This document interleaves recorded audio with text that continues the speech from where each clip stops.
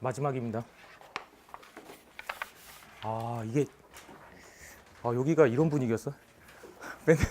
맨날 한 3, 4명 와가지고 그냥 혼자 EBS 촬영하듯이 막 촬영하고 막 그랬었는데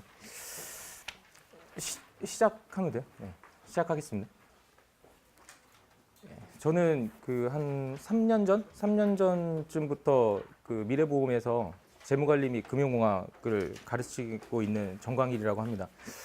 원래는 이제 박철주 선생님이 그 이제 하시다가 그 재무관리랑 금융공학 부분을 좀 나눠가지고 제가 재무관리 부분을 하고 박철주 선생님이 지난 해까지 금융공학 부분을 이제 수업을 하셨었는데 좀 올해부터는 좀 합쳐가지고 저 혼자 이제 수업을 하게 됐어요.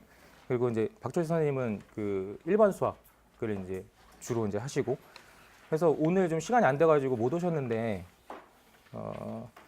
일반 수학은 모르겠어요. 여기 거의 대부분 수학 전공을 한 학생들이면 뭐 어렵지 않게 좀 해결을 할 수 있을 거고 수학 좀 비전공자들이라면 뭐 경영학이나 경제학 정도면 아마 그래도 학교에서 개설이 아마 다 돼 있을걸요. 그 계량경제학이라든지 아니면 확률론, 그 다음에 미적분과 관련된 거는 이제 1학년 때 캘큘러스를 좀 하기는 하는데 그 공과대학에서 이제 주로 좀 하죠. 그 경영학과 학생들, 경영학 전공하는 학생들 같은 경우에는 좀 다른 타과에 가가지고 좀 들어야 되는 상황이고. 근데 그 문제 수준을 좀 보면 미적분 같은 경우에는 제가 이제 한번 쭉 보면 고등학교 한 이과 수학 정도 되는 수준. 그다음에 중적분 정도가 이제 들어가니까 그거는 이제 캘큘러스 시간에 조금 나오거든요.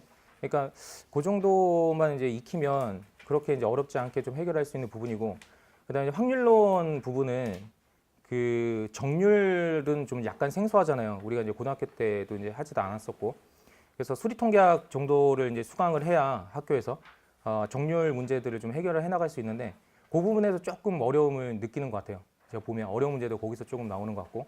근데 그 확률 분포나 가설 검정이나 그런 기본적인 내용들은 통계학 시간이나 그런 시간에 아마 많이 배웠으니까 충분히 해결을 할 수가 있어요. 근데 수강생들 좀 얘기 들어보면 그런 부분에서 어려움을 느끼는 학생들도 있어요. 사실 그러니까 경영학이나 아니면 경제학이나 아니면 그러니까 인문사회 계열에 있는 학생들 같은 경우에 공과대학 출신들이나 뭐 수학 전공하는 학생들 같은 경우 그렇게 무리가 없는데 그래서 아무튼 뭐 대신 조금 뭐 설명해 달라고 그래서 아무튼 그 일반 수학 부분은 좀 그렇게 좀 대비를 하시면 될 것 같고 재무관리 및 금융공학 부분은 사실 그 우리가 수학 전공한 학생들이 가장 좀 많거든요. 그 수험생들 중에 비율이 굉장히 높은데 이거를 수학적으로 접근을 하려다 보니까 굉장히 어려움을 느끼는 경우가 굉장히 많기는 해요. 그러니까 우리가 이게 두 과목으로 돼 있잖아요. 재무관리랑. 근데 사실 재무관리 부분의 문제는 여태까지 이제 출제된 문제들 보면 한 6문제에서 한 7문제가 출제가 되는데 한 2문제 정도? 많으면 한 3문제까지도 이제 출제가 됐었어요. 이게 새로 개정된 이후에. 대부분 이제 CAPM과 관련된 문제나 MM과 관련된 문제들이 이제 출제가 돼요. 근데 올해 시험에는 이 문제가 안 나왔어요. 그 이분들이 지금까지 이제 출제 경향을 좀 보면 트렌드가 있거든요. 그러니까 이제 처음 만들어진 시험이잖아요. 이건 계리사 부분에서 처음 만들어진 시험이다 보니까 그러니까 실험을 좀 했다고 볼 수가 있어요. 여태까지는. 그래서 첫 해 시험이나 둘째 해 시험들 보면 CPA 시험이랑 약간 비슷한 경향이 좀 있었어요. 근데 이제 셋째 해부터는 출제자가 좀 바뀌었는지 어떤지 잘 모르겠지만 금융공학을 진짜 실제로 전문가 분이 출제했다는 느낌을 굉장히 많이 받았었어요. 세 번째 시험부터. 그러니까 재작년 시험부터. 그러니까 왜 그런 느낌을 받았냐면 금융경제학에서 에셋 프라이싱과 관련된 문제들이 막 엄청나게 많이 출제가 됐었거든요. 그때부터. 그 다음에 이제 작년 같은 경우에는 마켓 마이크로 스트럭처 문제도 하나가 출제가 됐어요. 근데 마켓 마이크로 스트럭처는 금융공학 전공한 사람이 아니면은 공부를 안 하거든요. 그래서 그 문제 이제 보고선 그러니까 해석을 조금 그 마켓 메이커라고 하는 것을 좀 해석을 좀 잘못해가지고 저도 처음에 이제 이게 무슨 파트에 있는 문제인가 싶었는데 마켓 마이크로 스트럭처 분야에서 지금 다루고 있었던 가장 근본적인 그 이론에 대한 질문이었어요. 그래서 제가 작년인가 모의고사 문제 그거를 이제 출제를 해서 한번 이제 연습을 시켜봤었거든요, 여러분들한테. 그래서 근데 올해는 또 트렌드가 확 바뀌어가지고 올해는 해지와 관련된 문제들이 이제 거의 다 나오게 됐죠. 뭐 그러다 보니까 듀레이션과 관련된 문제, 해지와 관련된 문제가 이제 주를 이루다 보니까 그래도 좀 예전보다는 좀 수월하게 문제들을 해결했었던 것 같아요. 왜냐하면 해지라고 하는 부분은 굉장히 중요한 부분이거든요, 금융공학에서. 그래서 올해는 그래도 수험생들 그러니까 시험을 치러본 친구들한테 이제 좀 들리는 얘기는 그래도 뭐 웬만큼 수월하게 좀 시험을 쳤다라고 이제 얘기를 하더라고요. 그러니까 지금까지 제가 봤을 때는 나올 거는 이제 다 나왔거든요. 그리고 범위도 어느 정도 얼추 정해진 것 같아요. 올해 시험까지 해서. 그래서 사실은 재무관리 부분은 CPA에서 그 강의하는 것들을 이제 많이 보실 거예요. 그러니까 저도 뭐 그런 얘기 많이 들고 K 교수님 거 많이 듣는다고. 저도 이제 그런 얘기 많이 듣는데 그렇게 많은 분량을 할 필요는 없거든요. 그러니까 우리한테 필요한 거는 재무관리 부분에서는 딱 두 가지, CAPM이랑 MM 이론. 이 두 가지를 명확하게 좀 이해를 하는 게 좀 필요해요. 근데 이거는 시험에 나오든 안 나오든 간에 금융공학의 근간이 되는 이론의 토대가 돼요. 이제 CAPM과 이제 MM 이론이라고 하는 것 자체가 사실 차익거래라고 하는 개념은 이 MM 시오렘에서 나오거든요. 그러니까 그 맥도날드 책에 보면 파트 3인가 거기에 보면 이제 MM의 차익거래에 대한 그 아이디어를 통해서 우리가 이제 이런 차익거래에 대한 어떤 그 얘기를 하고자 한다라고 이제 아예 이게 서문에다가 써놓는데, 그러니까 차익거래라고 하는 그 개념을 처음으로 만들어냈어요, 여기서. 그래서 뭐 결론적으로는 재무관리에서는 우리가 좀 너무 그렇게 힘을 많이 빼면서 그렇게 CPA 수험생들처럼 그렇게 해야 되느냐, 그건 좀 아닌 것 같아요. 그러니까 우리가 이제 중요한 것은 사실은 자산의 가치를 어떻게 평가를 할 거냐가 이제 더 중요하지. 그 회계에서 나오는 그 장부들을 보면서 거기에서 뭐 어떻게 되는지 뭐 계산하고 가치 평가하고 그런 문제들은 별로 중요하지 않거든요, 사실은. 그러다 보니까 그런 문제들을 거의 내지는 않아요. 출제되는 경향도 이제 빈도도 굉장히 낮고. 그래서 그렇다고 해가지고 얘를 공부를 안 하면 안 돼요. 얘에 대한 기본적인 개념이 있어야 그 재무 전반적인 어떤 그 아이디어를 우리가 습득을 할 수 있고, 이거를 바탕으로 해서 금융공학 부분의 그 이론들을 이제 공부를 해야 되거든요. 근데 공부를 해보신 학생들은 이제 알겠지만 금융공학에서 나오는 공식들이 그렇게 뭐 복잡하거나 어려운 공식들이 아니에요, 사실은. 아이디어가 굉장히 중요해 보이거든요. 그래서 그 공부를 이제 하실 때 그걸 이제 증명을 하는 과정이라든지, 아니면 예를 들어서 내가 뭐 이또렘마나 아니면 이제 블랙셔츠 머튼 모형을 이제 증명을 하는, 사실 블랙셔츠 머튼 모형 그 증명하는 방법도 10가지가 넘어요. 근데 그런 것들을 다 섭렵을 해야 되냐? 그거는 아니에요. 왜냐면 이제 가장 기본적인 어떤 그 증명법을 익힌 다음에 거기에 대한 그 아이디어를 우리가 익히면 되거든요. 그래서 그 아이디어를 찾는 게 사실은 초보자들이 쉽지가 않아요. 그래서 저도 올해부터는 좀 결심을 한 게, 그 우리가 금융공학을 공부나 파생상품을 공부를 한다라고 하면 헐 교수가 쓴 책이나 아니면 맥도날드 교수가 쓴 책 두 개가 거의 이제 양대 산맥이죠. 이게 거의 뭐 수학의 정석과 개념 원리 뭐 그런 식인데, 헐 교수가 쓴 책보다는 맥도날드 교수가 쓴 책으로 지금 공부를 하는 게 오히려 지금 우리한테 더 도움이 된다는 확신이 섰어요. 이번 올해 그 출제된 그 문제 경향을 보고. 그래서 만약에 이제 그 공부를 준비하고 있는 학생들이라면 뭐 재무관리에서 어떤 CAPM과 MM 이론에 대해서 어느 정도 이해를 하고 거기에 있는 문제들 좀 해결할 능력이 있으면 맥도날드 교수가 쓴 그 데리버티브 마켓이라고 하는 그 책을 통해서 아마 거기에 있는 연습 문제 다 섭렵할 수 있으면 100점 맞을 수 있어요.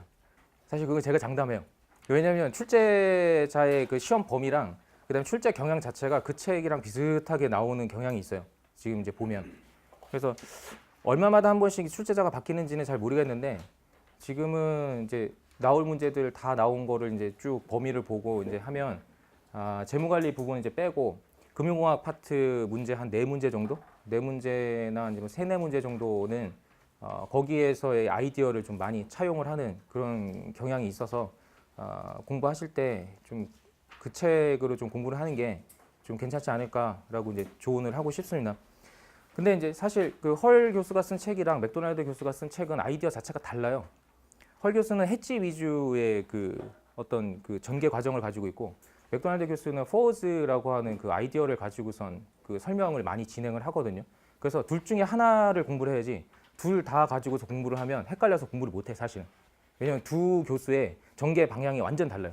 이게 그리고 설명하는 방법도 완전 다르고 그래서 아무튼 뭐 그런 정도로 이제 공부를 좀 하셔야 될 것 같고 그다음에 좀 질문들을 이제 많이 하시는 게 수학 전공하는 학생들 같은 경우에는 미적분, 확률 미적분, 그러니까 스토캐스틱 캘큘러스 같은 경우에는 아마 그 학교 다닐 때 좀 학교 다니고 있는 그 중에서도 아마 수업을 강의를 들을 경우가 있었을 거예요. 근데 거기서 하고 있는 그 과정들을 다 이해할 필요는 없거든요, 사실.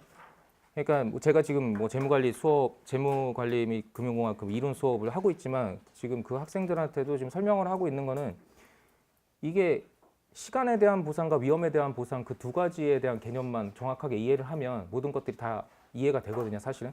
근데 스토캐스틱 캘큘러스가 필요한 이유는 위험에 대한 보상 부분 때문에 그래요.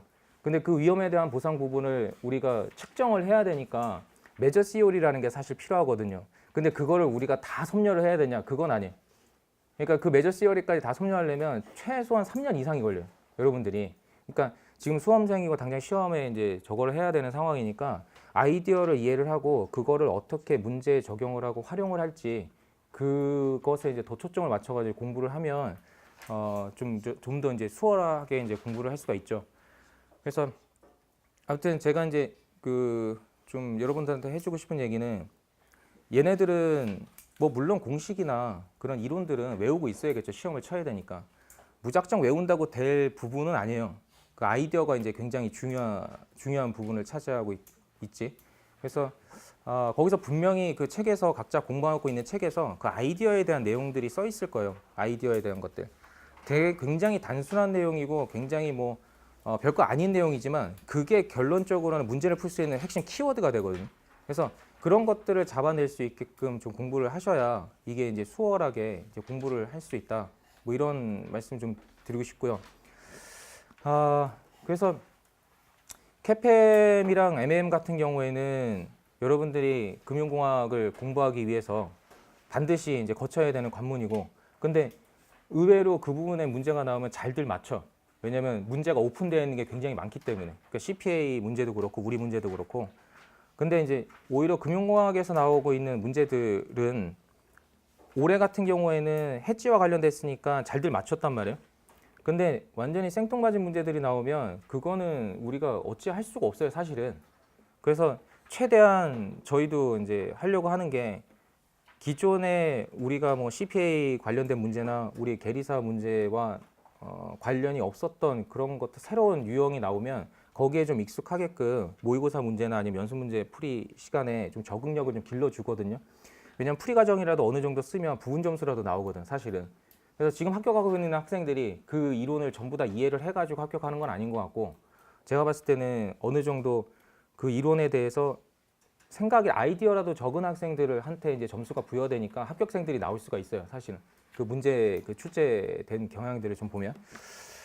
그래서 아무튼 특히 이제 수학 전공한 학생들이 이 과목에 대해서 굉장히 어려움을 많이 느끼고 뭐 해서 뭐 고민 같은 것들은 이제 굉장히 이제 많고 질문들을 많이 하는데, 그러니까 저희가 이제 해주는 얘기는 그 아이디어를 이해하도록 이제 노력을 해라.